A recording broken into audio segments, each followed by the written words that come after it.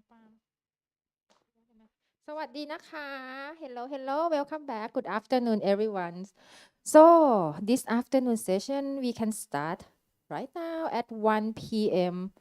That we are going to talk about. Hold on. That we are going to talk about the comparison for the Thai DRL to the external DRL, right? Is that the correct Well, topic? we actually swapped the Okay. we introduced the DRLs Uh-huh. last talk, and now I'm going to talk about how we apply those to the clinic. Okay, so applying the Thai DRL to the clinic. Yes, with Dr. Samuel Bradley. Welcome again, Sam. Hope you have a good lunch with the spicy food and was you have the energy to talk. Those fish cakes, they were great. Okay, sure. All right, well, thank you, Tanya. So, as I mentioned, in the last talk before lunch, we went over the Thai DRLs and we wanted to look at kind of what's been published. Now let's go through and use this as an example of you've just received those values. Now what do I do with them? So, sorry. There we go. So, Dr. Canal already introduced to us ICRP publication 135, and I know Nepapong mentioned yesterday morning that this is the document that has been used to establish the methodology for DRL development here in Thailand. That's going to be the resource that I use as we talk through kind of the application of DRLs. So how do we use DRLs? The goal is to achieve acceptable image quality achieving acceptable image quality or adequate diagnostic information. And we want to do this over all of the different hospitals that are a part of the National Dose Registry. And so, once again, as I mentioned yesterday, image quality is a part of this conversation, but it's not expressly part of DRLs. Dr. Canal mentioned that in her talk, that we assume that the data that goes from your hospital up to the National Dose Registry goes there after it's been optimized. We're going to talk a lot more about image quality optimization on Thursday and Friday. All right, so DRLs are then used to help manage the radiation dose to patients so that the dose is commensurate with the clinical purpose, and this once again is evenly spread out across all of the country. And the objective of a DRL is to help avoid delivery of excess radiation. And so if one hospital or if the average hospital can do the same procedure, same examination at a specific dose of say 50% of the national value, there's really no reason why all the hospitals can't. It's not to say that they all have to do it at that level, but that it's a marker to help guide the various different hospitals to say if 50% of the hospitals can do it at this level or lower, why can't we? And it's part of the tool to help us to investigate why we choose at our hospital to use certain doses or to use examinations at certain different doses.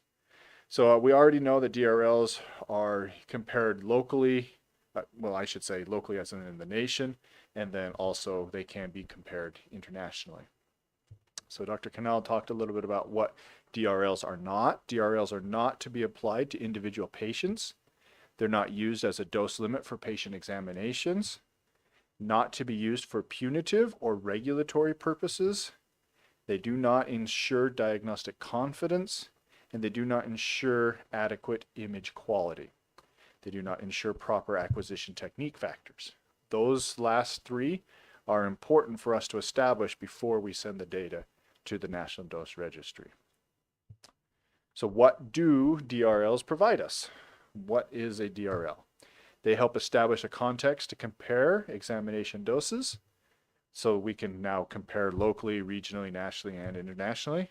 They help identify trends.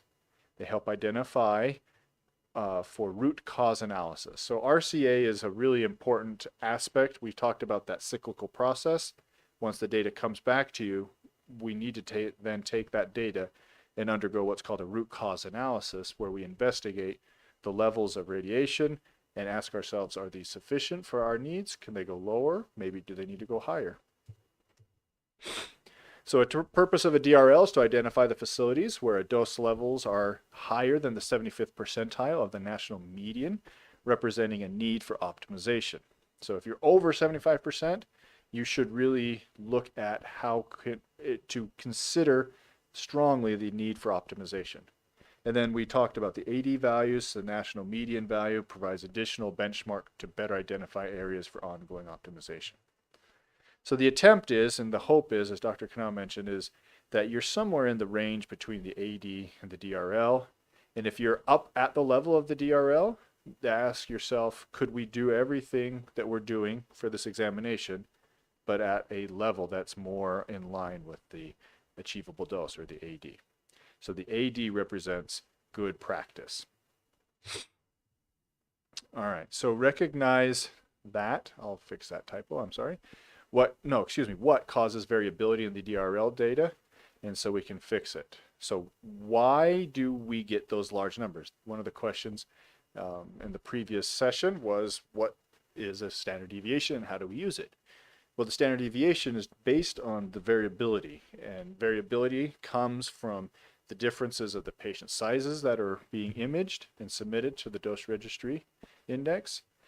We have anatomical variation, and sometimes within that you might be doing a liver study, but a liver study or just a routine abdomen versus a 2, 3, 4 phase abdomen, we're imaging for different pathologies, and so to label those the exact same thing as an abdomen would cause a large variability or large spread in standard deviation in your data. Of course, the equipment, as they get older, they tend to require more radiation. Some might not be older, some just may operate differently, and so they need to have a different dose level. They just have different technologies available for dose reduction. Acquisition technique factors, to have the protocols at the hospitals been optimized. Sometimes the physicians at that specific hospital, the radiologists, expect to see a certain level of image quality. And so all of these things will drive variability in your dose and your DRLs.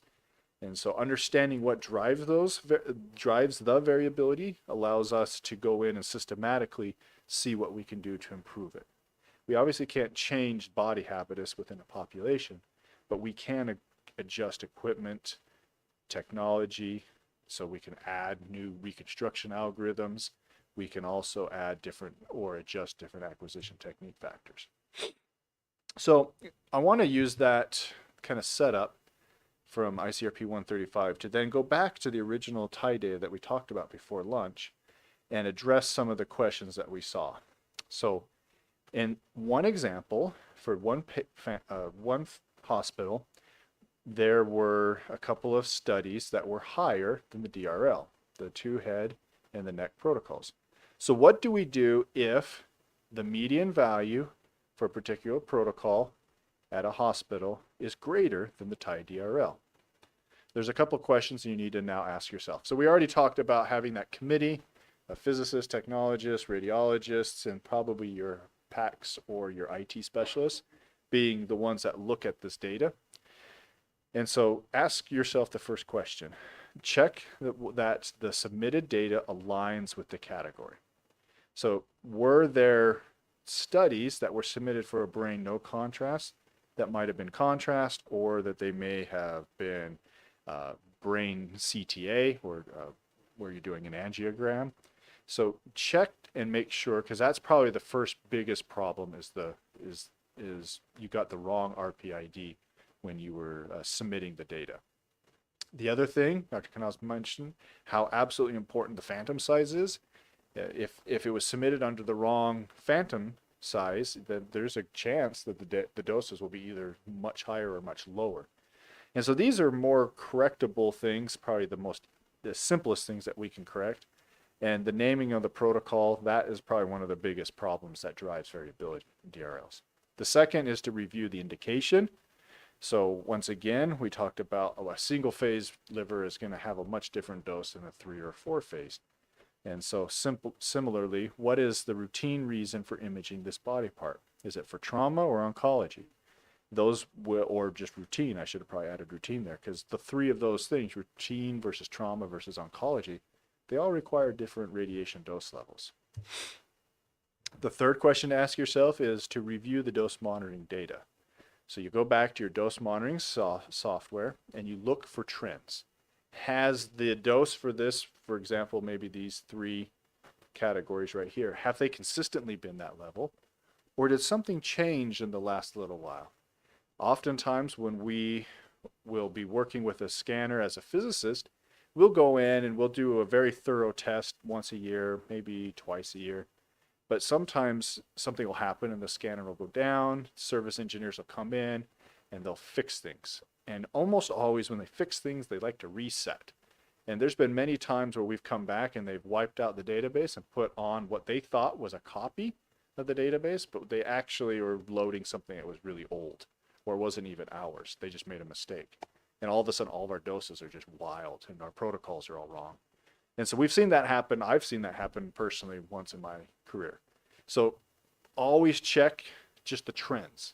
If you see a sudden abrupt change in your doses from the dose monitoring software, you will then be able to kind of go back and try to figure out. And that would probably lead to the changes in doses at the national level. And then 4th, the hospital dose committee needs to determine if the dose level is necessary. There very well may be a reason that these brain non-contrasts are higher than the DRL. Dr. Canal gave one example at her institution where of all of her CT scanners, a particular vendor, the radiologists tend to require a little bit more radiation output to get equivalent image quality as other vendors at her hospital. That very well could be the case here. And so you just have to ask that question, do we need this dose? And if the answer is yes, then it's appropriate to have a value higher than the national DRL. DRLs, as we mentioned, are not meant to be regulatory or punitive.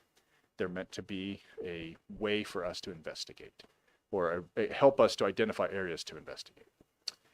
All right, so what do you do when all of the values that you received back from the National Dose Registry are at the expected threshold or even less than the TI DRL?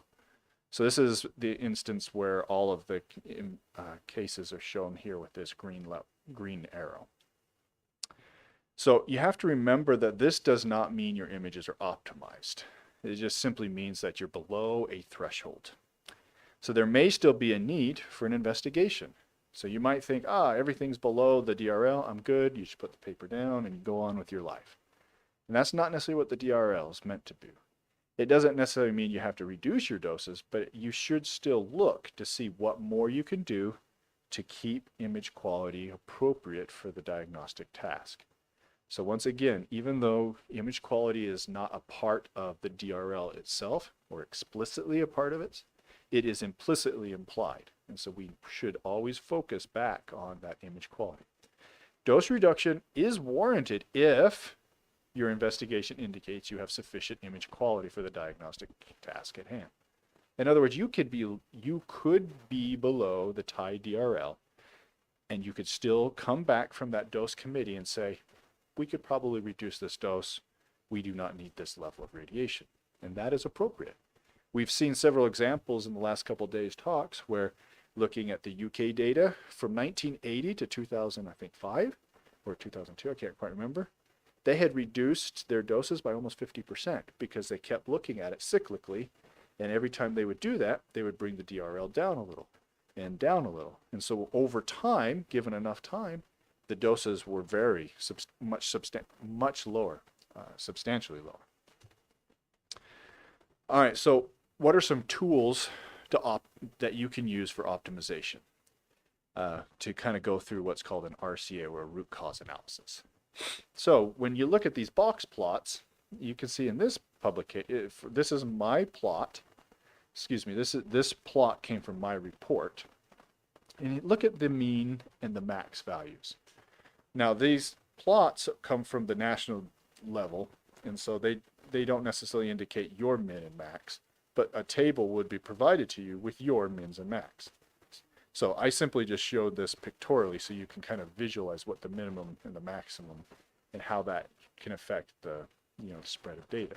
So go to your data and look at the minimum. So look at a handful of exams at the minimum dose and go look at a handful of exams at the maximum dose.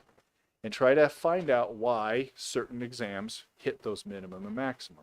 You may find that when you set your technique factor, you should probably optimize or adjust it. Maybe you shouldn't have such a high level, allow the system to go so high, and commensurately you might not allow the system to go so low. So always look at your extremes in your data.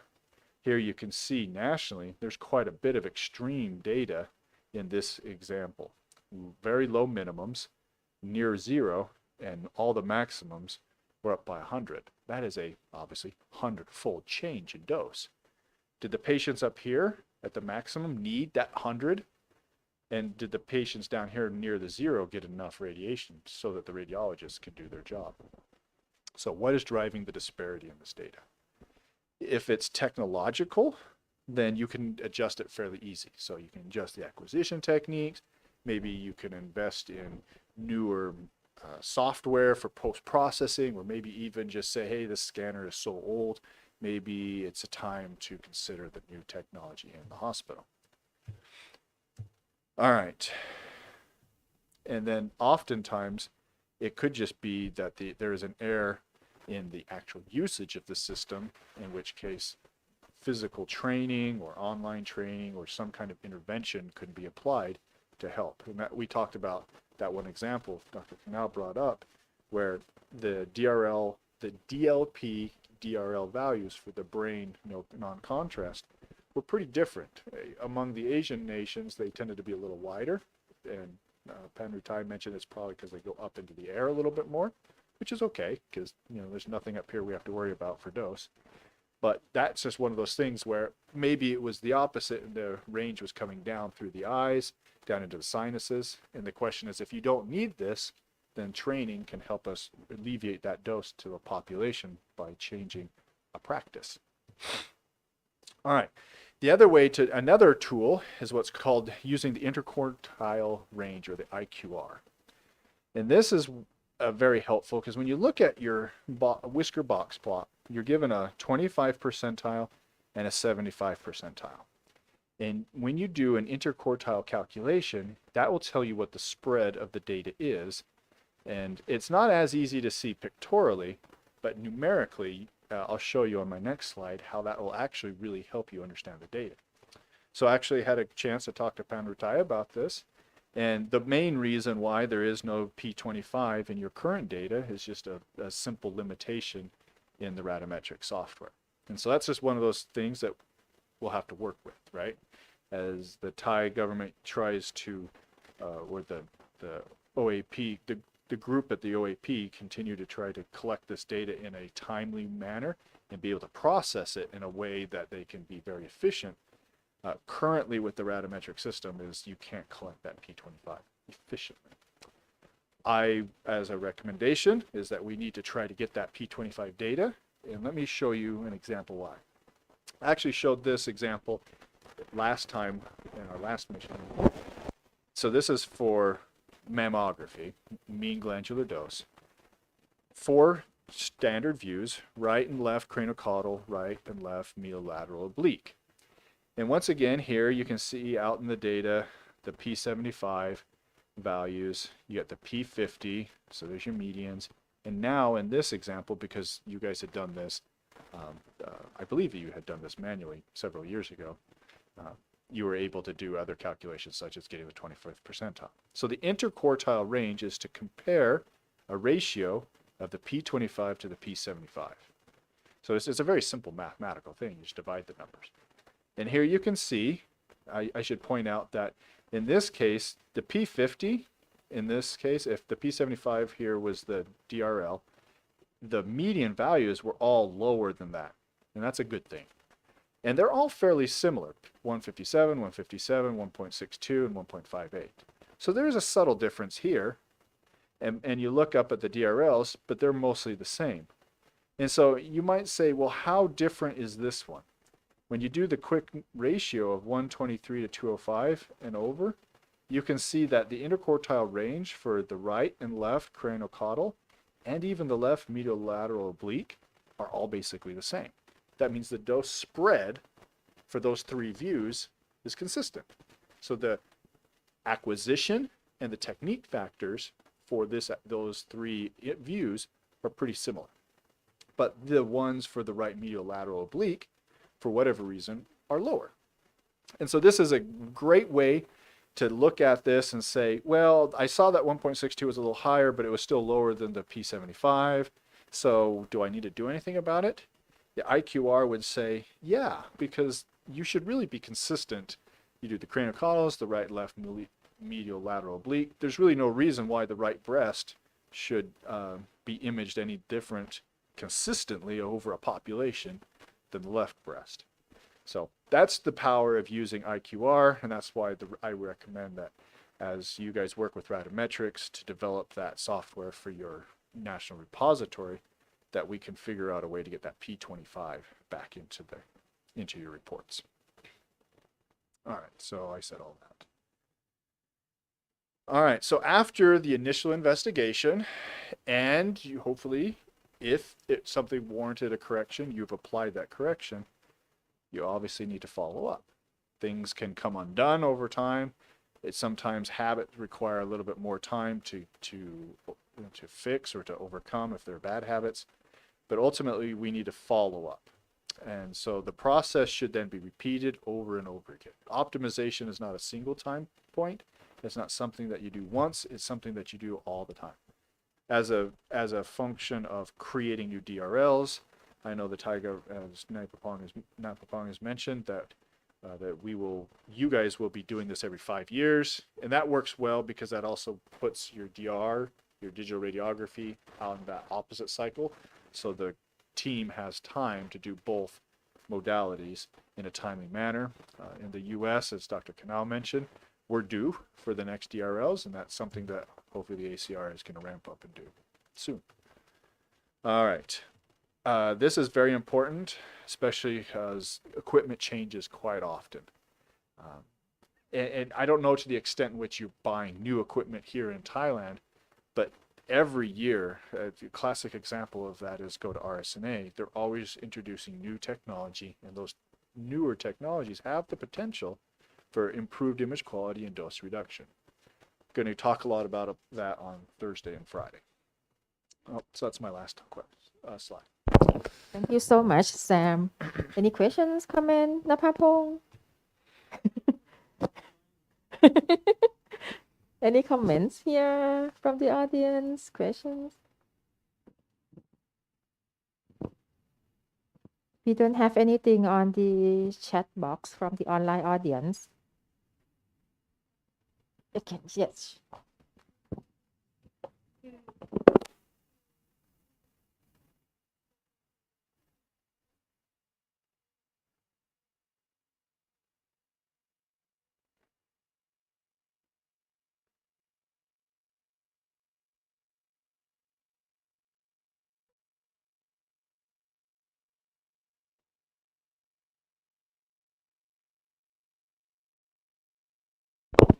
The question was like sometimes the image quality at a single hospital may not meet the standard requirement. So before they send the dose data, should they delete those dose data related to the poor image quality? So ultimately, a population average does require all the data. It's not appropriate to necessarily cherry pick, and sorry, that's a terminology. So it's not appropriate to only pick the most appropriate or the best looking radiation dose to send to OAP, because that's not indicative of usage. The whole purpose of the DRL process is to submit what you have, compare that statistically to what's out there nationally, and then use that as a framework for optimization and change. If you only send the best looking image data, what will end up happening is everyone's going to send it off, but what about all the bad image data? Did you optimize that? Did you fix that? Your data will come back. You'll get that report. Your chair will be sitting there going, oh, this is great. We're looking good. And there might not be the motivation or even the opportunity for a correction. So we want all the data, good, bad, ugly. We need it all.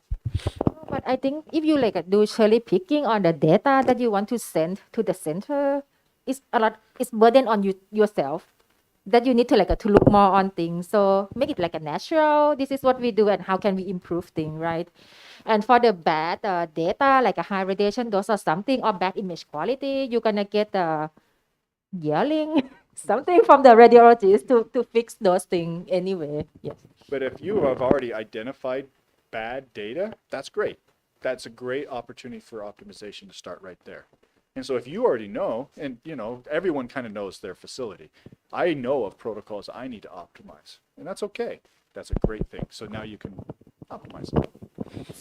For me, it's good already that someone in a hospital take a look at image quality and those data to start with, because normally they might never even look at it. Yeah. Yeah. It's very important. One question from the online. So for the manual data collections, is there any minimum number of the data to be considered when finding median in the institute in the hospital? The IAE recommends anywhere between 20 and 50 for CT.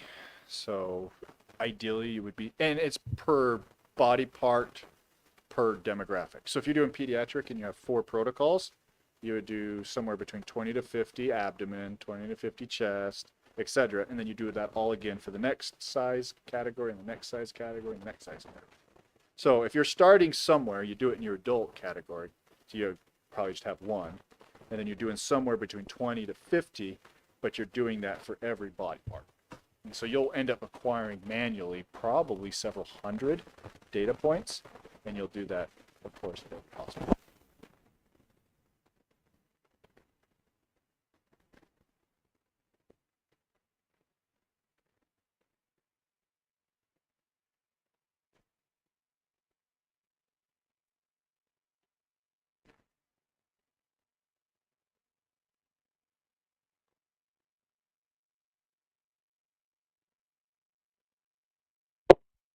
Her question was like, if we do the manual data submission, uh, in a real clinical situation, if one hospital has many CT scanners and in one single and each scanner do different scans, so that maybe they cannot fulfill the requirement because of the frequency or the numbers of the scanner they do. So what should they do? That is difficult. So if you have, say, 5 scanners and one scanner is kind of your head scanner, for whatever reason, it gives beautiful head images, and just because of workflow, you tend to put more of your patients that need their head scans on that one scanner. That's okay. You're going to submit data for heads, and that scanner, all of your data, you have to remember, all the data for all the body parts will go up to the cloud, get analyzed, and come down, and your data will be all aggregated or summed together. But if you then have access, kind of like Dr. Canal mentioned, where you can actually go into a website and look at your data, or if the OAP sends like an Excel spreadsheet, then you might start comparing data. And so scanner A may only have head data, scanner B may have a little bit of head data and a lot of abdomen and pelvic data. And so when you get into the granular level, it might be harder to compare scanner to scanner. But when you collect all that data from each scanner, so let's say you have 5, that all goes up at once. And so your institution, all of that data is combined. And so it's harder to see, individual scanners in that data analysis. Is it clear on your question? So does it mean we're gonna have the data represent for the hospital, but not the representative for the scanner, which gonna make it more difficult if you want to adjust the protocol or do something like optimization? Yep. So the DIR data that you will get back, that report that Napapong and everyone else writes, it's going to be for the institution. And it's going to come back and say, hey, your head data, it's going to come back and it's going to say your head, where am I? There we go. You're going to come back and you're just going to say your head data is high. Now what you need to do is go back and say, okay, I've got 5 scanners, but 3 of my scanners routinely do all the head data. And so you go back to your dose monitoring software And then you have to start to see which one or all of my scanners is causing this number to be high. And that's that dose committee part at the end. Dr. Canal did show you, though, if you guys ever did go that direction, if you get a website and everything, it would be great to have an interactive tool online. But ultimately, your dose monitoring software is part of the most powerful tool you have to identify bad trends, good trends, and all that good stuff. Numbers of people always ask me, like, in terms of statistics, if we do manual data for the DRL, like we do data collection, say 20 to 50 per exam from each hospital, we define the standard size population. But in terms of DRL, we don't. So how would the statistics like? Because in my opinion, if we don't define the standard size, 20 to 50 may not be enough to represent. You know, that was an old recommendation Uh-huh. for Report 135. In today's climate, that's probably not. But as a minimum, it'll get you something. And it's hard, just as was pointed out. I mean, if you have a couple of scanners and they're all different technological levels, different usage, it does become hard to get a good statistical sampling on every piece of equipment. Now, once again, all of that data, irrespective of how it's distributed across the CT scanners, all goes together up. But if you're doing that and then you're looking at it regionally across Thailand or, you know, whatever country it is, it's once you're getting that 20 to 50 per hospital, you have to also make sure that you're getting that 20 to 50 at all your hospitals. If you have all your academic hospitals with dose monitoring software and they're sending tens of thousands of data, and then all your community centers are sending a couple hundred, your data gets horribly skewed very quickly. And so that is problematic. This is a follow-up questions on the 20 number, the 20. 20 data number thing. So if this is from the online, so if you have less than the 20, Uh-huh. do you exclude that hospital from the data pool? The answer would be probably yes, unless Kalpana wanted to chime in. I would say that if you cannot get a sufficient number, statistically, it would just not be. So what happens if that hospital submits 10 or 15 or even just 19? But what happens if the range is super high? And statistically speaking, because the sample size is low, the variability will be greater in the data. When it comes to statistics, the only thing to keep your not the only, but one of the best tools to keep your variability low is a big N, a big sample size. And so 15 million, 10 million, you're eventually going to have 2 million here in Thailand. That brings variability down. And that's why the IAEA, when they decided what is the minimum we should recommend, that they just must have said 20. Now, if you really wanted to get technical, that's kind of the breakdown of what's called Gaussian distributions versus Poissonian distributions. And we won't get into all the statistics of that, but those are two different statistical ways to look at the data, and you have to apply different statistical tests. And so that's probably why they cut the limit at 20, is just the difference between Gaussian and Poissonian statistics. No. Okay. Yes. Okay. Good. So at good. this point, I'm going to turn over to Dr. Canal, and she can derive all of those equations for you, right?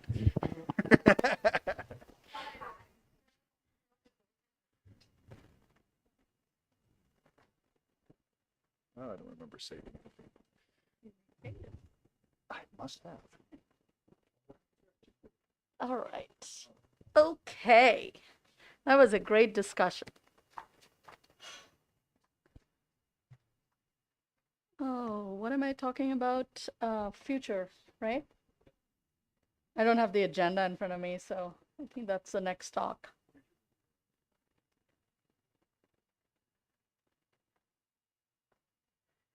Okay, so we've been talking a lot about DRLs, but let's talk about the future. Where is this going? Is this the way we have been doing things? Is that also the future? Well, not really. So everything I've heard, now we're going to talk about what we really should be doing. So in spite of talking so much of what we've been doing, I think there is room for improvement. So I'm going to talk about future of DRLs. And I'm going to skip all this because you've heard it many times, but for completeness, I had put it in my talk, so I think we can skip it. All right, so let's go straight to talking about dose monitoring software. So dose monitoring software can determine DRLs for your data. I've given some examples of the ACR dose index registry, Radametrics, which is what you all are using here. I use at my institution, we have Dose Watch, but there are, as Sam had mentioned yesterday, 18 or so, out of which I've mentioned 2 more, Dose Monitor, and then I think these are the same actually. I probably meant to put something else. PAX Health, I think I meant to put, but there are many dose monitoring systems, and you need to make sure that the system can calculate or determine DRLs based on your data. So again, I'm going to skip this because we have talked about it, that there is no clinical indication information or clinical images that are submitted to the dose index registry, whether it's in America or even here in Thailand, right? You don't submit images, you're just submitting the dose.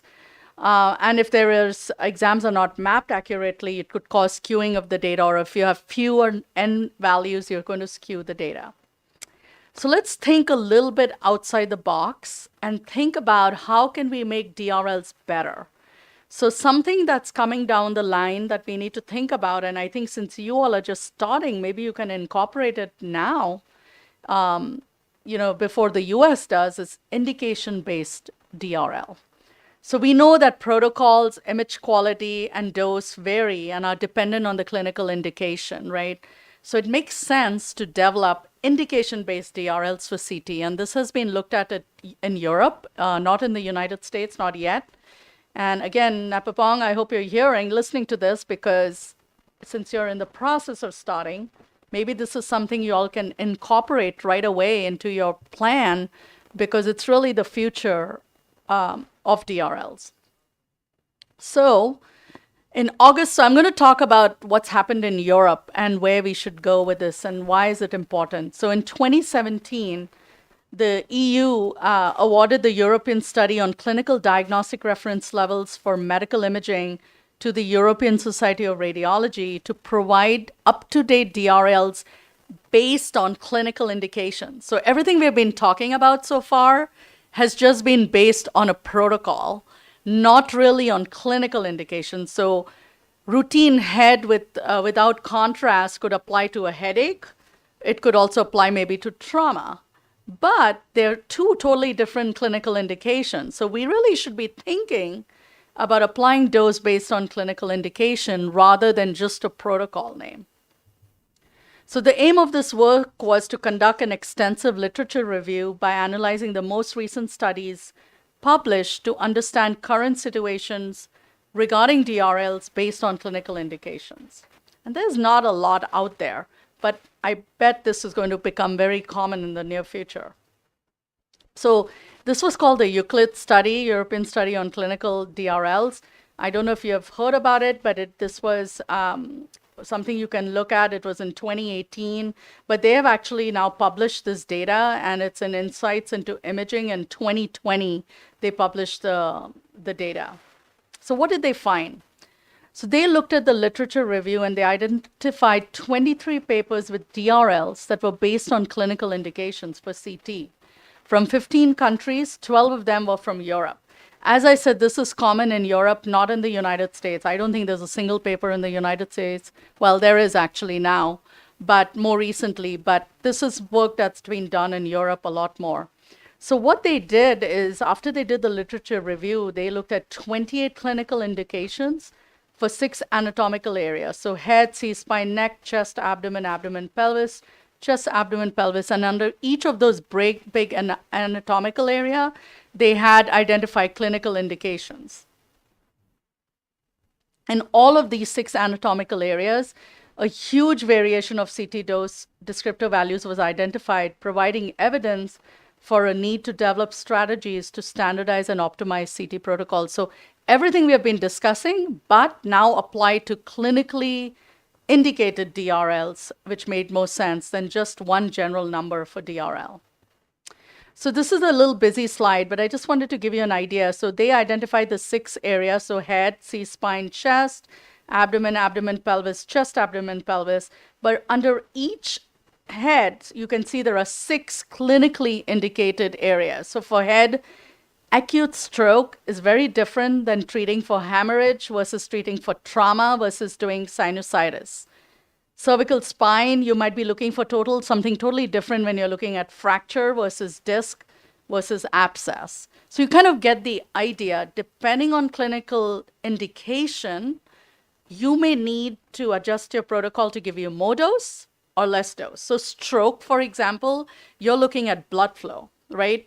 And you're doing the neuroperfusion study, which is a pretty high dose study. So your DRL would be much higher because that's based on a stroke study versus a routine headache, which is just a routine head CT, and the dose for that would be much lower. So it kind of makes intuitive sense, right? That we should have DRLs based on clinical indication.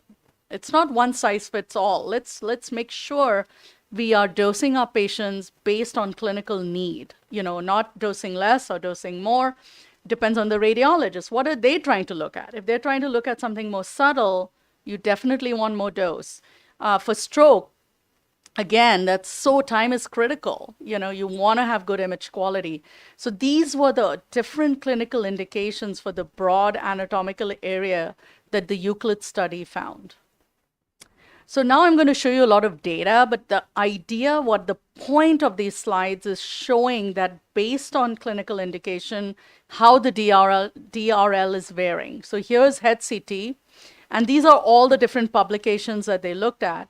So here is acute stroke from one Public Health England, UK, and their CTD evolve was set at 80. But this is acute stroke post-fossa. If you look at acute stroke, looking at the cerebrum, their dose DRL was 60, and so on. If you're looking at brain as a whole, it was 60. Let's go to, for example, hemorrhage. That number was 65. Trauma or sinusitis was 25. So you get the idea. There's a range all the way from 9 to 80, depending on clinical indication. So you're not saying one size fits all. So the ACR dose index registry was 49 to 56, right? That was one number for routine head. Well, hey, in America, we do trauma, we do stroke assessment. So it makes sense, again. And you can see here with just variation that the dose could be all over depending on clinical indication. So that's for head. And this is for chest. If you're looking at lung cancer, one authority or one reference they looked at had 16 milligray. But if you're looking for interstitial lung disease, that number dropped a little bit. But if you're looking at CT angio, it looks like chest CT angio, the number went up, which again makes sense. The more complicated the exam, the higher the dose. So instead of having one size fits all, you can come up with indication-based DRLs. So they looked at this with the Euclid study. Of course, you can see there's a lot of variation in the data, even for the same indication. And here's one last example for abdominal CT. So if you're looking just in an acute abdomen, one had 17. You're looking at kidney tumor, it was 13. You're looking at kidney stones, it was 10, because that makes sense. Stones pop up in CT. You don't need a lot of dose to look at a kidney stone. So that means you don't need a lot of dose. And so that number is much lower. Another reference set 7. So there's a little bit of variability. But in general, the numbers are kind of agreeing a little bit with each other, but depending on the clinical indication. So all that they did, the Euclid study did, was try and compile this list of references and come up and see what's out there in terms of clinical indication. This is a study out of Finland, and they did the same thing. They were looking at indication-based diagnostic reference levels. And theirs was interesting too. So they did the survey about 10 years ago. It's an old paper. Doses were, so old paper, I'm saying that, but that means clinical indication-based DRL is something people have been thinking about for the last 10 to 15 years. It just has not been implemented, as something we want to do. They looked at doses from 57 different scanners out of the 100 scanners in Finland. And their patient weight was a little bit more than here in Thailand, 60 to 90 kg. Average was about 74. So these are the doses that they're looking at for conventional CT exams with the body parts, so head, sinus, lungs, without taking into account clinical indication. And the right over here shows you the clinical indication is taken into account. And you can see here the numbers are totally different, right? Of course, their trauma CT, suspicion of lymphoma, lung tumor. If you take clinical indication into account, your numbers are going to vary, definitely going from one clinical indication to the other. But again, to me, that makes sense because as a physician, when we do scan protocols, we are doing it based on indication and what you're trying to look for in the patient. So why not do the same thing for dose? Why do we apply one dose to all our protocols? Doesn't make sense. This is the way to go, clinical indication. So based on this European study where they did this, paper was published in 2020, in the United States, University of California, San Francisco, they decided something similar to what you guys are doing in Thailand. They would kind of have their own registry separate from the ACR, where all the play people, I think, had radiometrics. And based on the Euclid study, what they did is they looked at California, all the sites that had radiometrics and international sites that had radiometrics.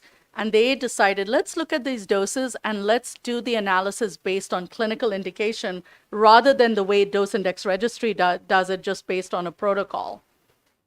So they did that. They looked at 3.7 million CTs in adults.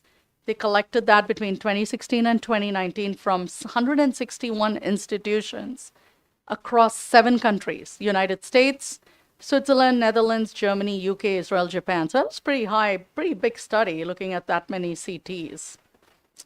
And they did the same thing like the DIR. They collected DRLs and AD for CT-DI wall, DLP, but they did it based on this European study that I just showed you and their clinical indications, which was, sinusitis, stroke, trauma, coronary calcium scoring, lung cancer, pulmonary embolism, CT angiography, carcinoma, abdominal pain, appendicitis. So instead of doing it by protocol and anatomy, they did it by clinical indication, and then they compared the doses with the European countries. So this registry data was used to create benchmarks for 10 common indications for CT identified by the Euclid study. They observed that the US radiation doses were much higher than their European counterparts for 9 of 10 indications, except for sinusitis. And they presented the diagnostic reference levels and median doses. They highlighted the fact that there was too much variation in the data, which could, again, Sam has been talking about standard deviation, right? If the larger the standard deviation, that means more variation in data. So the tighter we optimize our protocols, that standard deviation is going to slow down or it's going to shorten. And that means you're going to have a very tight range of doses based either on protocols or on clinical indication. So here is the data from the United States University of California study where they looked at all these different indications. And here's basically the N value, the different number of models of CT scanners, CT machines, and facilities. And you can see they use about 3.7 million data, and each indication has a big number. So it's not 30 or 50 as we were discussing earlier, but really a big number so that these numbers, again, the DRLs based on clinical indication, make sense. They're robust. And I'll just give you one example here. So what this table is showing is the diagnostic reference levels and median doses and DLB by the indication level, and look at the numbers changing. So let's just look at chest. If you look at coronary calcium scoring versus lung cancer or versus coronary CT angiography, you can see the big range of CT DI wall. It's going from 5.7 all the way to 13.13. And the brackets just show you the 95% confidence interval. You might look at this and say it's not a big difference, right? 5.7 versus 13, not a very big difference, a similar magnitude. But still, it suggests that doing data or dose analysis and monitoring by indication makes so much more sense than just having one lump sum number. It's like saying you're going to use one protocol for kids from the age of 0 to 12. Doesn't make sense. You really need to get more granular, and that's what the clinical indication lets you do. So this was a study they did. As I said, again, they shows good variation in the numbers. And this shows you the comparison with the United States data and the European Union data. And as mentioned, all of the United States data doses were much higher than the European data. So CTDI wall. So you can see here, it's 18.6 is the median for sinusitis compared to 17.6. Not a big deal, but still higher. 49.7 for stroke versus 37.8. That seems a little higher. Again, showing that the dose is much higher in the United States compared to Europe, as indicated by the ratio over here of the numbers, especially if you look at lung cancer or some of these other numbers, that the 11.1 for pulmonary embolism compared to 3.7 in Europe. That is significant. That's a factor of 3 higher, just by clinical indication. Really, you're trying to get so granular. And so there is work to be done, I think, in the United States to kind of try and reduce this variability, but also for all of us to get a good feel for what our doses would look like as a function of clinical indication. I really think this is the future, and this is what we should be focusing on moving forward. And then similarly for dose length products, again, United States is much higher than Europe, as can be seen over here. And here is the ratios. Again, pulmonary embolism, we are at 420 versus 138. So what are we doing different when we do pulmonary embolism studies versus Europe? What could be the difference here? I don't know until we investigate what that is. But good to see this data again as a function of the actual study. So what they found, dose metrics from large multicenter studies can help create representative DRLs, which can be used for dose optimization. I think there's got to be a lot more studies to actually fine-tune clinical indication data. I think ACR, I'll talk about this on Friday when I talk about the future of the ACR. They are going to start looking at clinical indication. ACR can only do what's available in the DICOM header, or if there's some way they can collect the clinical indication. And what I call clinical indication versus what Sam calls as clinical indication has to, again, be mapped, kind of, right, to make sure we're comparing apples to apples. But again, this is the way I think we should be thinking about, and especially for you guys in Thailand, since you're in the process of starting this, maybe think about sending that information too, since you're still at a very young infancy stage of starting your program, and maybe even have that clinical indication sent, and you can start developing clinical indication-based DRLs, which would be fantastic. And the analysis they did supports that clinical indication-specific categories, they provide more nuanced and accurate reflections of dose requirements than categories based on anatomic area alone. And I'm sure as a radiologist, you agree with that, because in some cases you need more dose and in some cases you don't. The provided DRLs and median dose for the Euclid indications can be used as a tool for defining these benchmarks. So the European study had very, fixed clinical indications under big, broad anatomical area. And maybe those are enough, but maybe we need to figure out, is that standard? Do we need to have more clinical indications? Because the practice in the United States is definitely different than Europe. We definitely do a lot more CT than they do. Maybe we would have 10 indications under head versus 6 that they had. But a way to step and do this at a more granular level. So in summary, I think we need to start thinking about indication-based DRLs. It's funny, right? And I'm talking about that after everything we have been talking about. It's like, okay, now that's fine, but you really should be thinking indication-based. But that's the way to go. I've always questioned that in my head, whether what we are doing right now currently is good practice, because that's not the way our physicians practice. They do protocol and they do exam based on clinical indication, while we do dose assessment based on protocols rather than clinical indication. The University of California study, using the parameters from the European study and doing their own comparison, they found that the doses in the United States are higher, which is not a no-brainer. That's always been the case. Europe is a lot better at dose monitoring and reduction than we are in the US. And it makes sense to look at dose based on image quality requirements corresponding to clinical indications. So as I mentioned, for stroke, when you're trying to look for bleeds, it's very critical you have really good image quality for the radiologist to make the assessment and provide treatment, because the window for a stroke, 6 hours. If you don't catch it and treat, that patient could be paralyzed and all other clinical issues. Sinus, who cares? I mean, you're not trying to save this patient's life or her mental status. So based on that, you really need to make a decision. I always say for our stroke patients, if you have to give higher dose, that's fine, because it's much more important to save their life than the dose they get. So I think indication-based DRLs are the future. And I'll talk a little bit about this on Friday when I talk about the future of the dose index registry. And I know that this is something that they will be considering in future versions of the dose index registry. So my end over here, my summary for you would be in Thailand that since you're starting out, maybe you should consider putting that part of your data collection process. Why not? Since you're still developing, it's harder to incorporate something new after it's established. It's easier to incorporate it as you're developing it. So the take home from this would be that maybe you should consider doing that for your 14 protocols and look at if you can compare to the European study and see what the clinical indications are, and then the practice in Thailand, and try and figure out what it should be for each anatomical site and start collecting the data. Maybe you want to analyze it right away, but you'll have it to analyze it. So that's what I had to say. Thank you very much. Thank you so much. This is a brilliant idea. I love it. I love it. I knew as a radiologist you would.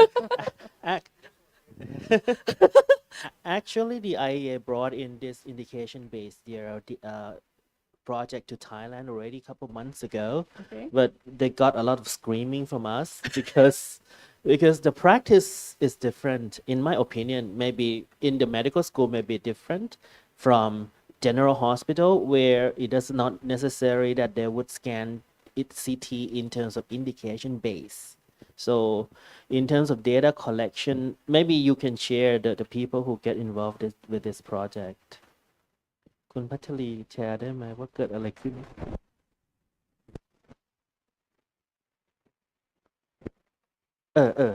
okay. You can share and I can translate.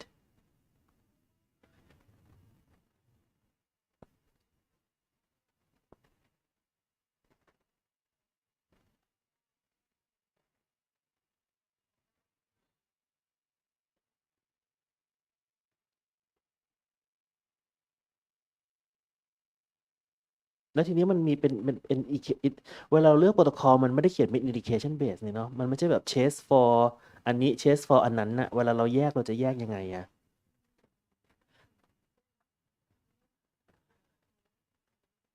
อ๋อแล้วมันเป็นทุกโรงพยาบาลปะ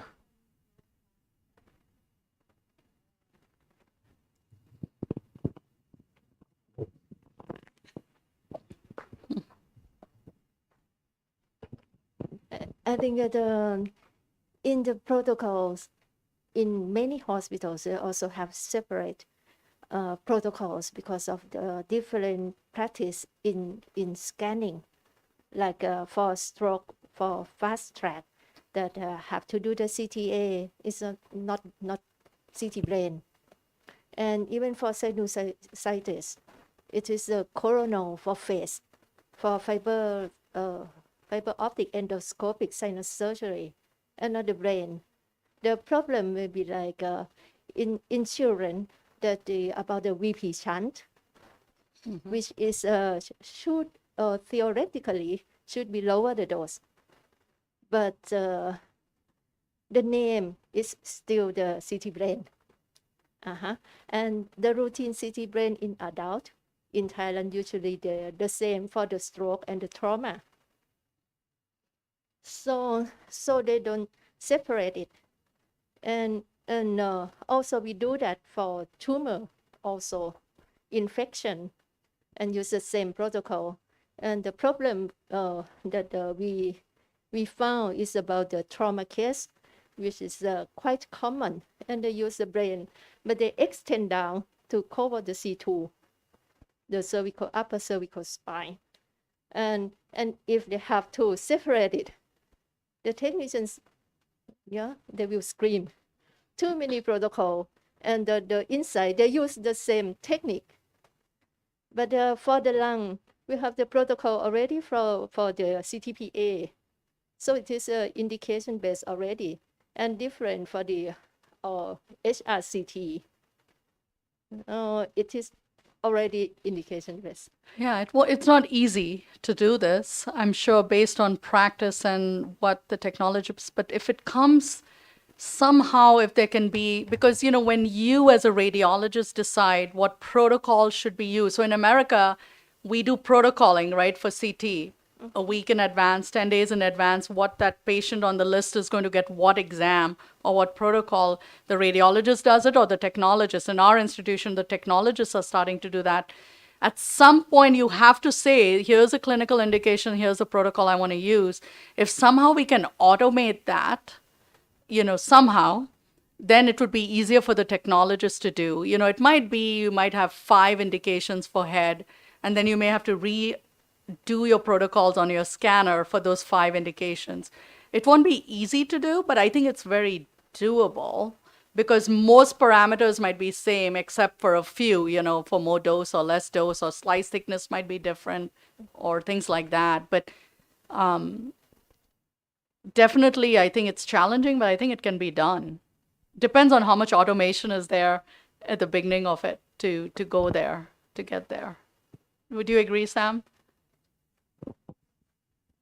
Yeah, I mean, very much like Panrutai was talking about at my hospital, it's the same. You know, if they go in routine head, we're going to use that for traumas. We're going to use that for, you know, cancer work. We're going to do that for everything. Yeah. But the thought so as I was thinking about this, I'm like, so how would I approach this myself? And there's a lot so the first thing we'd need to do is probably bring AI into this, where we have the radiologist reports. And now they're indicating what they're looking at. And then obviously we know what the study is. And so you can link those two and you can marry those two. And this also goes back to image quality analysis, where almost always you will find, if they are looking for, let's say it's cancer oncology based, a routine non-contrast brain is probably not going to give them what they want. And so that's where you start to find issues. And I think we as technologists and physicists, we get this already, where they come back and say, I don't like this image quality. And that might be the only feedback you get. But really what they're saying is the dose was incorrect for this indication. I cannot see diagnostically what I need to see. Need more dose. I need this or that or the other, or different, whatever. And so I look at this as it's a different paradigm shift to the way we use CT scanners. But the technology is on the precipice of allowing this, because right now, if you walk into my clinic, pediatric, I have 5 protocols per body part. And to do 5 protocols per indication per body part would kill me. It would kill me, because that's just a lot of indications. But the new technology out there is allowing us to set up just one protocol, and you can change. There's like a lookup table in the background for CT scanners on the CT scanner now. So you can go in and say, you know, for this patient size and this indication, I want this noise index and this and this and this. And so the technologists on the front end Can only see one. Would only see one. And so it keeps their life simpler. It's more complex on the initial setup for physicists and like the master technologists that set the protocols. But then when the radiologist says, Napapong, I want this and I want it now, the technologist is able to easily just go in and their normal workflow acquire that, but the doses are set more appropriately. So I think, as you say, is this a future thing? It's going to take a little bit. Technology needs to catch up a little in the CT scanners and kind of the workflow. It's just a different way of us thinking. Yeah, but it actually is fitting in exactly into the paradigm that we started this conversation is, where we don't want to look at dose without image quality. We have to marry the two, right? And this is exactly what will marry the two, with the dose with the image quality, which is dependent on clinical indication. I'd be very interested in hearing your opinion as a radiologist, because this impacts the radiologist directly. So normally at IU, we do like an indication based. we have like the most common indication when the patient come to the hospital with this indication, we're gonna do this protocol, and it's like also like based on age group or maybe like the thickness of the patient. And we also have like something like a garbage, like the big category that okay, it's like a common indication that we're gonna use the routine protocol. Yeah. So that's why I like the idea to have this thing because it's matched with the clinical work and it can answer stuff very well based on the indication and how we give the radiation to the patient. I do agree it's going to be very difficult because it's going to be like instead of 5 protocol for the body part, it's going to be like a 25. Well, I think you could probably work on that, and that you don't have 25 under the same anatomical region. I think you'd have to look at the broad categories, not at a totally granular level. You know, like stroke, definitely, you know, trauma is definitely, routine head is fine, and maybe sinus is another one you want to look at, but it would have to be broad strokes. You can't have like 25, otherwise life I would think be like miserable. the but- most common indication Exactly, that most common patients come to the indication. hospital like a headache, trauma, stroke, Yeah. PE, lung Exactly. screening. Yeah. And then anything else that doesn't fall in those categories could be a routine General. protocol that you would use. Maybe it's a matter of how we do the protocol name on our scan and how we map it. So at the moment, the lady that helped with this project, she said that it's quite tedious to compare the scan to scan. For example, the scan length. So she has to map the scan that has the same scan length together and also with the same clinical indication. So, like, if we really want to implement this, maybe we're gonna have to communicate with the participated hospital to start with the way they do protocoling. Of course, radiologists would have different protocol for the scan, but for example, for like brain scan, they may have to categorize like this is brain trauma, this is brain tumor, whatever, and then when we select to do the grouping, that would be possible. But I don't know in the real clinical setting how it's gonna be. So what do you think? I would like to mention that 3 years ago when we planned the protocol names and asking whether we want our own or following red X or indication based. In the room, they said no indication based. This is Interesting. Yeah. because we have heard about indication-based protocols several years ago, and I asked that the trend is going to be indication-based. We will do that, and they said no. Most of the participants during that time are technicians and some radiologists, and it's only me who proposed that one, and the other said no. It's difficult for life. It is difficult to do, definitely. And I think once things get more automated, it might be easy. Look, so in the United States, when someone is ordering an exam, the physician, they have now clinical decision support systems where you go by indication and then you order a certain exam, right? That helps them figure out navigating the radiology world and which exam. I think similarly, if you had indication, that's how you determine what exam. So I think there's got to be some way to pull that indication. It's always there for the radiologist. We just have to pull it in the dose world for analysis. This year, the Royal College of Radiologists of Thailand, we held about the 3 to 4 academic meetings, and the topic is about like a CTPA, CT of pulmonary artery, and give the lectures of how we should do that. And by that time, survey and collect the data of the CTPA. So the CTPA can usually have a separate protocol already. And another one like a urinary tract stone, because in Thailand, most of the us using the non-contrast CT abdomen pelvis. And if they said, not sure whether stone or not, just abdominal pain. So have to have a contrast and the covering of the and most of hospitals don't have the like indication base for urinary tract stone, and we do the survey and get the number, which is about the CTDI of 14, which is above from other countries. That's about 10. But I think it is the starting that for urinary tract stone should have another protocol. Mm-hmm. And this may be the way that we can do for indication based. If we know that any indication that we have to use higher or lower dose, have another protocol name for it.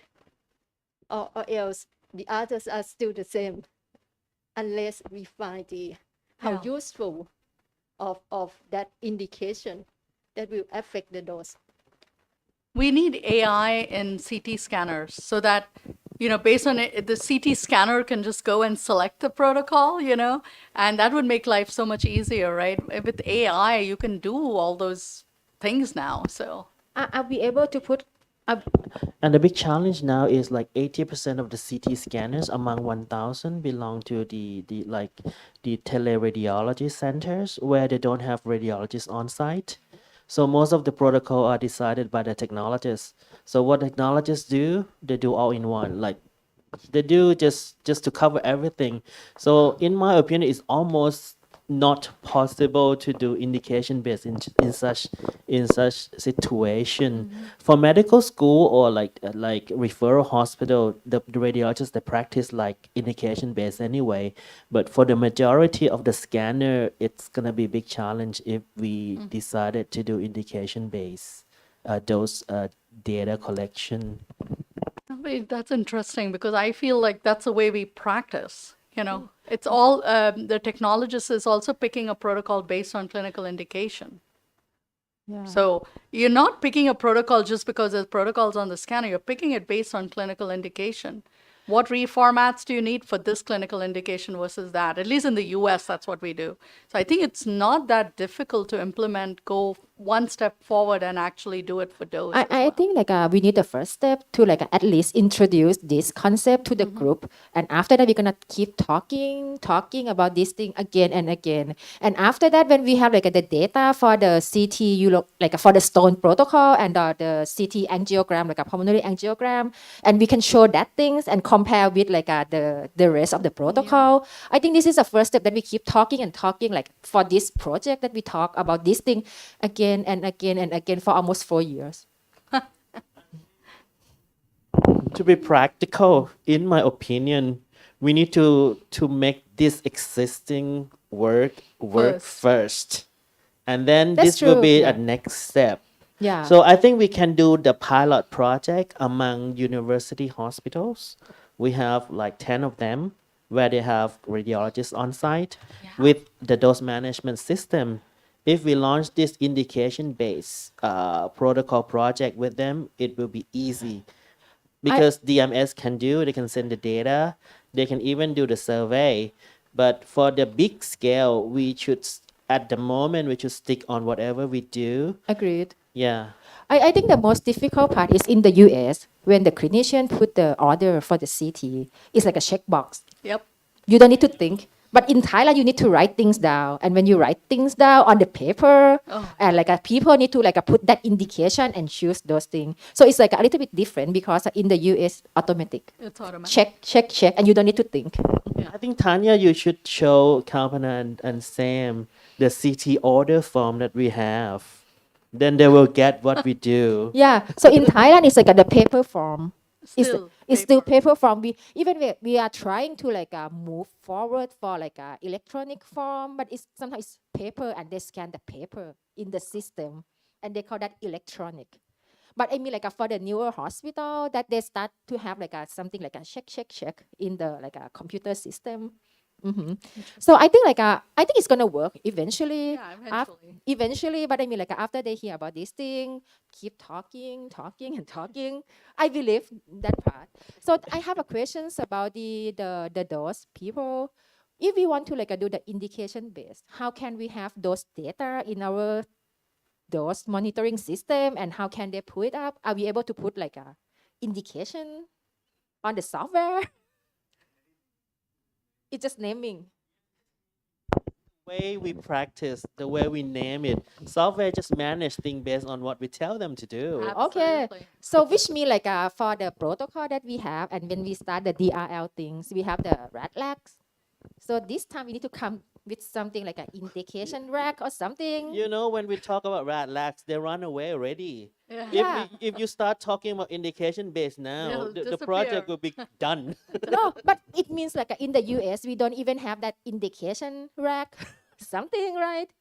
And if we want to create something, we want to like follow to be like the big group of the people to use Yeah. the same thing. Let's wait for the ACR to come up with something, then we will follow them. That Yeah. will be easier. And it's not far. It's going to come. It's going to happen. I know the ACR dose index registry is thinking about clinical indication, and you know, as long as there's some way to communicate that when you're sending your protocol, and maybe they'll have a form that says what the clinical indication was for using that protocol, they can start collecting that data. And if it's in the, if we can even bring it in the DICOM header, that would be even better, because then they can just pull it out of the DICOM header. There's usually going to be like a protocol name in the DICOM header and study description. And the study description can be keyed in at the moment of the study, and technologists can change that sometimes. And so there's a lot of opportunities to put the indication into the data. So people do not have to do this manually. If we don't need to do things manually, it's Much easier. for people to Absolutely. adapt and accept on Yeah. those things. Yeah. But it's something to think about, right? To Because think that's about what and the like a future of introduce DRLs, you people. know. It's Yes. not, even in the US, it's not common. I think we're doing it now for this indication-based project in Thailand. It is ongoing, but to incorporate this, I think we need something solid for us to adapt or Right. adapt. Yeah, But automation right now it's come helps. from like the people who introduced the DRL and something to the ACR. So it's maybe like a easier. Yeah, but- ACR is definitely going to probably come up with something soon. I have a question. You show one slide that compare the dose between the US and the European Yes. country. What is the reason behind that the US have higher dose in almost everything? Because Could when be so many things. It could be population, But- bigger people in the US. It could be scanner types. I don't know. It could be so many things. You because know. I think like both of them are like the Western people, like the body size probably maybe the same, right? The technology may be relatively the same. Europeans usually have lower dose. They generally push things a lot lower. Yep. So it's just style. It's just the way they image. They have led the work with dose reduction Europe, and they are always lower in dose than America for sure. So that first has something to do with it. I think US people are larger. It's not 70 kilos. They're just getting larger and larger. Machines, you know, depends what they're using versus what we are using. Admittedly, too, though, we look at risk differently. So you look at these numbers over here, and you're doing CTDI values, and then if you were to convert this to effective dose, we're still talking 1-2 millisieverts. Yeah. In Europe, they tend to. We in the U.S. tend to say 1 to 2 millisieverts is nothing. We say that's negligible risk when you compare it to say 100 millisieverts, where we know effects can occur. Whereas the European Union's always been, still that's too high, and so they keep pushing it. It's just really just a way of looking at risk. But still a big difference. I mean, just looking at CTA or pulmonary embolism, I mean, 3.7 versus 11.1 is a big difference in dose. It would be interesting, completely different study, but what is the ratio of radiologists to machines in Europe? Because I wonder how much more hands-on radiologists are. You mentioned here in your kind of private practices, just to cover everything, they just, let's do 5 scans and we'll get it all, and then we'll let the radiologist figure it out. Right. So one thing I do want to mention, which actually I misspoke, they did adjust the dose for patient size and age when they did this comparison. So we cannot say that the It's too patients are big, different, yeah. you know, too big. So they did adjust that. But yeah, still, I think, you know, in Europe, they use more Siemens scanners. GE is what we use more in America. Philips is what we use. And Siemens scanners typically are lower dose. Yeah, they can be. Yeah. Yeah. Yeah. When you look at this data, this is like an indication-based data, right? But if we look for the conventional one that we normally do for like the body part, those data, is it a lot different? So if you look at just the head, Yeah. you can see that the stroke is similar to what we had from the dose index registry, right? 49 to 56 was that, but sinus, which might also have been included in the head, that's not 49, it's more like 18.6. I mean, we would have to do a comparison. Chest, I don't remember what the data was for the adult paper, but look at the variation right here. Not a very big variation, but still a little bit. No, but I mean like for the chest, for the calcium score, that is non-contrast. Lung screening, also non-contrast. But for the PE and angiogram, those are like a contrast. That's what I think is maybe things, yeah. Right. And then if you compare to just the chest for the DIR, I don't remember what that number was now, but that would be what we would compare to just for anatomical reason.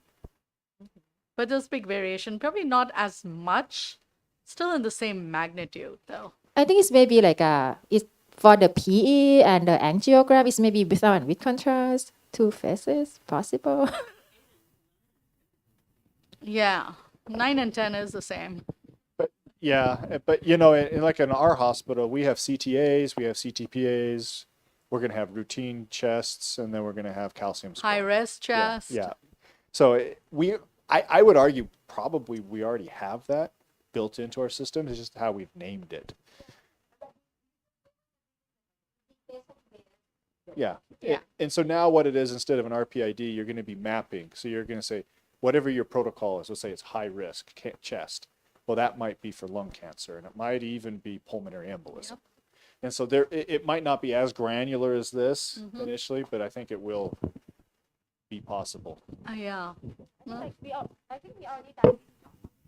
I mean, doing like this indication based dose registration collection data, but we never used that term before.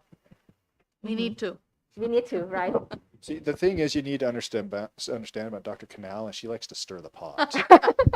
She likes to start controversies. Yeah. Well, we got to keep improving, right? Right.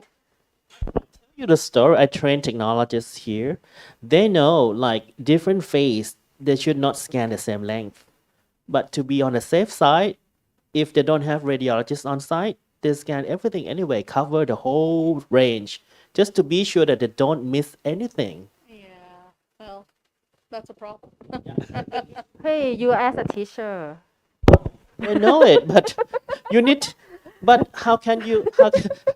But the system is in the way. I don't blame anyone because, like, if you don't have radiologists on site, that's gonna be complicated. Technologists cannot design everything. Radiologists usually never complain if the image looks too good, and they never complain if you give them too much information. Now, if you gave them 1,000 images, they'd complain. But my point is they'll see what they need to see and they'll move on. And so, yeah. Wow. Thank you so much, everyone, for the comprehensive discussion. I like the discussion session a lot that we learned from people. And we don't have any questions from the online audience. So that's a couple announcements. So I think we're gonna end for today. The practical session we are moving for tomorrow, and we won't broadcast the practical session, and also for the tomorrow review session for the local data and local dose report, we won't broadcast those things. It's going to be like an internal for the working group. So for tomorrow, we start broadcasting at 10:30 after the lunch break. And yeah, after the coffee break. Yeah, at 10:30 after the coffee breaks. And we're going to have the session from 10:30 to 12. And then we're done for tomorrow. Yes. And we will send you an evaluation form to complete we're going to send it by Friday. And you will get a 34 credits, CME credits when you complete the evaluation form. Yes, we're gonna give you times to do the evaluation, maybe like 2 weeks, and then you will get the CME credit and certificates. I think we're gonna call it end for today, and we will see you guys tomorrow at 10:30. So thank you so much everyone. Bye bye เดินทางกลับบ้านปลอดภัยนะคะ รีบหนีฝนนะ